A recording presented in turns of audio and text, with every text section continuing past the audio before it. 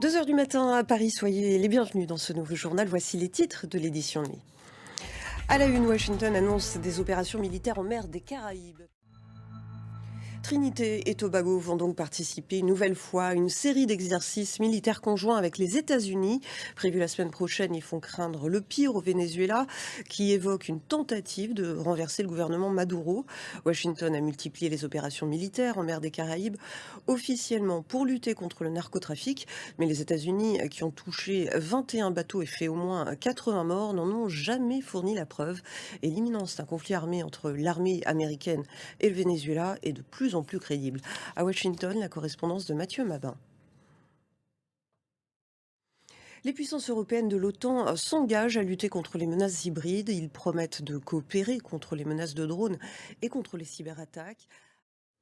L'Ukraine, où les attaques de la nuit dernière ont fait au moins 8 morts, dont 6 dans la capitale.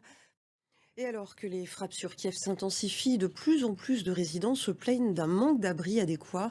Écoutez la correspondance depuis la capitale ukrainienne de Gulliver Krag.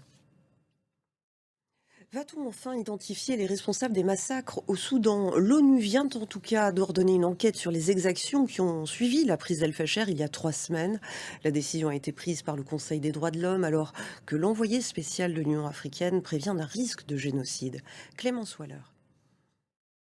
On en vient à l'actualité au Proche-Orient où, selon le journal Le Guardian, l'armée américaine planifierait de diviser Gaza en deux parties. Et la cité millénaire de Gaza a été ravagée par les frappes.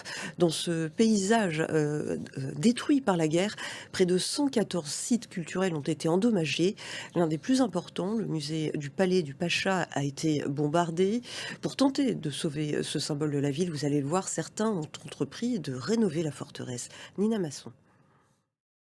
On en vient aux discussions sur le changement climatique et la COP30, à mi-chemin des négociations qui se déroulent à Belém, au Brésil, jusqu'à la semaine prochaine. Les États-Unis ne sont pas représentés. En France, la ville de Marseille, sous le choc après l'assassinat d'un jeune homme en pleine rue.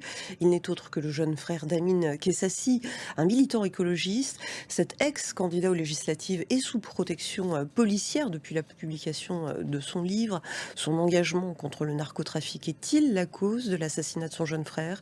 Si le lien avec le narco-banditisme n'est pas formellement établi à ce stade, le parquet a ouvert une enquête pour assassinat en bande organisée et association de malfaiteurs.